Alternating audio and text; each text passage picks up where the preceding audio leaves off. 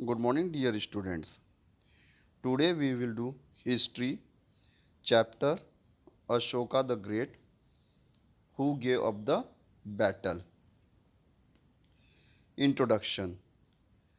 The high point of the Mayuran Empire conquered the kingdom of Kaling 260 BC, ruled through the tightly organized bureaucracy, established capital at Patliputra, policies of encouraging agriculture and trade, dedicated his life to Buddhism, built exclusive road, confident how to balance Kautilya method of keeping the power and the Buddha's demand to become the selfless person.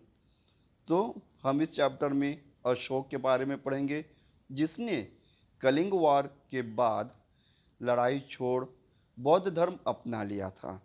तो इसमें हम देखते हैं कि अशोका के administration, उसके द्वारा लड़ाई गई वॉर्स और साथ ही उसके बौद्ध धर्म के प्रचार प्रसार को और किस प्रकार उसके जो दादा थे चंद्रगुप्त मौर्य, उन्होंने ही मौर्य शासन की स्थापना की थी। उसके बाद उनके बेटे बिंदुसार ने उस शासन को आगे बढ़ाया। फिर उसके बाद अशोक ने इस शासन को आगे जारी रखा। ठीक है। मयूरा डायनेस्टी। तो यहाँ हम देख सकते हैं मयूरा डायनेस्टी में Chandragupta Maurya, founder and grandfather of Ashoka. तो जो मयूरन एम्पायर की जो नींव थी या फाउंडेशन थी वो चंद्रगुप्त के द्वारा रखी गई थी under the guidance of Kautilya, जिसको हम चाणक्य के नाम से भी जानते हैं। वो अशोक के दादा थे, ग्रैंडफादर। उसके बाद Bindusara, second king and the father of Ashoka. तो चंद्रगुप्त के बाद बिंदुसार राजा बने, ठीक है, जो अशोक के फादर थे। और बिंदुसार के बाद Ashok the emperor, third king. तो मयूरन एम्पायर के तीसरे राजा हुए या शासक हुए, उनका नाम अशोक। ठीक है। Okay okay students, let's we introduced Chandragupta. Okay, he is the grandfather of Ashok. Chandragupta Maurya founded the Mayuran dynasty in 322 BC, gained power shortly after Alexander death. तो जो उसके अशोक के जो ग्रैंड फादर थे चंद्रगुप्त मौर्य, उन्होंने ही मयूरन एम्पायर की नींव रखी थी। कब? 322 BC को, just after the death of Alexander. Was the crown king at the Takshila, had a capital Patliputra. His minister Chanakya wrote अर्थशास्त्र। तो he was the crown Prince, तो वो एक राजा थे तक्षशिला के और उसकी कैपिटल थी, राजधानी थी पाटलिपुत्र। और उनके राज्यसभा में बहुत ही क्लेवर या एक चतुर मिनिस्टर थे जिनका नाम था कौटिल्य, जिसे हम चाणक्य के नाम से जानते हैं। उन्हीं के गाइडेंस में जो चंद्रगुप्त मौर्य थे, उन्होंने मयूरन एम्पायर की नींव रखी। अब after the death of Chandragupta, his son Bindusara came in a power. King Bindusara was the successor of Chandragupta Maurya. तो चंद्रगुप्त मौर्य का जब देहांत हो गया, उनकी जब मृत्यु हो गई, तो कौन बना राजा? वो थे Bindusar. He expanded the area of the state that inherited from the Chandragupta Mayura, who resigned from the fairly long period of 24 years. तो उन्होंने लगभग अपने राज्य के सीमाओं को विस्तार करने की नीति अपनाई, अपने आसपास के राजाओं को हराया और उनके राज्य को अपने राज्य में शामिल किया। इस प्रकार उन्होंने अपने राज्य को एक्सपेंड किया और 24 ईयर्स तक के शासन किया। According to the information in the Puranas, the duration of the reign of the Bindusar was for the period of 25 years, almost same as his father.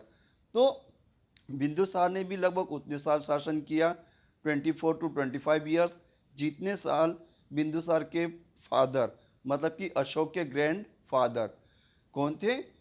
Chandragupta Maurya, उन्होंने भी लगभग 24 से 25 साल शासन किया था। उसी प्रकार उनके बेटे जो बिंदुसार थे, उन्होंने भी उतने ही साल शासन किया।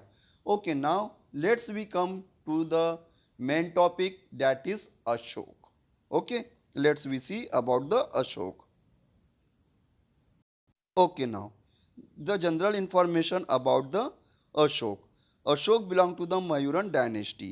He is the third king of the Mayuran dynasty. तो जैसे मैंने आपको इसके बारे में पहले ही बता दिया था कि जो हमारे अशोक जो थे, जिन्होंने कलिंग वार के बाद वॉर को गिव अप कर दिया था, वो मयूरन एम्पायर के राजा बने। वो इस एम्पायर को संभालने वाले या इसके पावर को होल्ड करने वाले तीसरे राजा थे। ठीक है। The personal information, quickly grew into the an excellence warrior, वह बहुत ही कुशल योद्धा थे Ashok. He command on the Mauryan army started growing day by day, और अपने इसी कुशल नेतृत्व के कारण वो धीरे धीरे जो मयूरन एम्पायर की आर्मी थी, उनके वो हेड बने। His elder brothers came suspicious of him and being favoured as a next empire, तो उनके जो एल्डर ब्रदर थे, अशोक के काबिलियत को देखते हुए, उनके नीति पॉलिटिकल पावर को देखते हुए, उनके युद्ध कौशल को देखते हुए उनको राजा बनाने में उनका बहुत बड़ा योगदान था। किसका? अशोक के भाई का।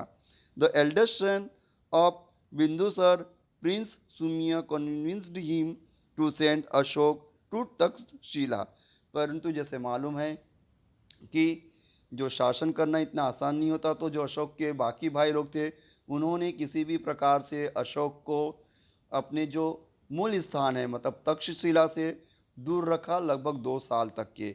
और दो after the 2 years he again came back to his main city, that is Taxila. तो जो हमारे अशोक थे, वो वापस तक्षशिला 2 साल के बाद लौटे। Went to a Kalinga where he met a fisherman named Kuvaitri, उसके बाद उन्होंने कुवेरकी नाम की युवती से उन्होंने शादी की थी। ठीक है। Now let's see how the Ashoka came to the power, rise to a power. Ashoka has stand at the Ujjaini as a governor, तो उस समय जो राजा होते थे, वो अपने लड़कों को, जो एक राजकुमार होता था उस राज्य का, एज अ गवर्नर अपने किसी और राज्य में शासन करने के लिए नियुक्त करते थे। उसी प्रकार जो अशोक थे, वो भी उज्जैनी में एक गवर्नर के रूप में गए और वहाँ पे कुछ सालों तक के उन्होंने बिंदुसार के बिहाफ में शासन किया था। Bindusara death in 273 B led to the war over succession, तो बिंदुसार की जो मृत्यु हुई वो 273 में हुई। Ashok was supported by his father's ministers, तो जैसे अशोक में शुरू से ही एक कुशल राजा के गुण थे, क्वालिटीज़ थी, तो इसी कारण बहुत से उसके मिनिस्टर, उसके फादर के जो मिनिस्टर्स थे उनके राज्यसभा में बिंदुसार के, उन्होंने अशोक का फेवर किया भावी राजा के रूप में।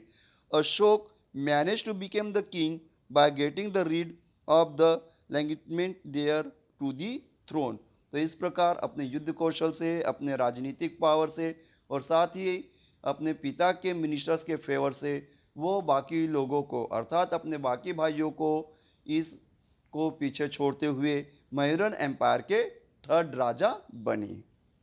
अशोक द ग्रेट, अब हम इसके बारे में, अशोक के बारे में पढ़ेंगे। जो ये टॉपिक है the Kalinga war, after the Kalinga war legacy of the Ashok, मतलब कि अशोक के द्वारा अपने जीवन काल में किस प्रकार के कार्य किए गए। एक तो था कलिंग वॉर, फिर उसके बाद है after the Kalinga war, Kalinga war के बाद की उसकी जिंदगी के बारे में पढ़ेंगे, a legacy of Ashok. Okay, let's we cover this topic one by one.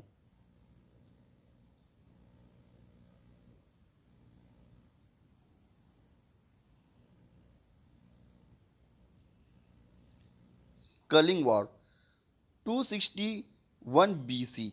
When Ashok became a king, Kaling, Orissa was only the major kingdom which was not under the Mayuran control.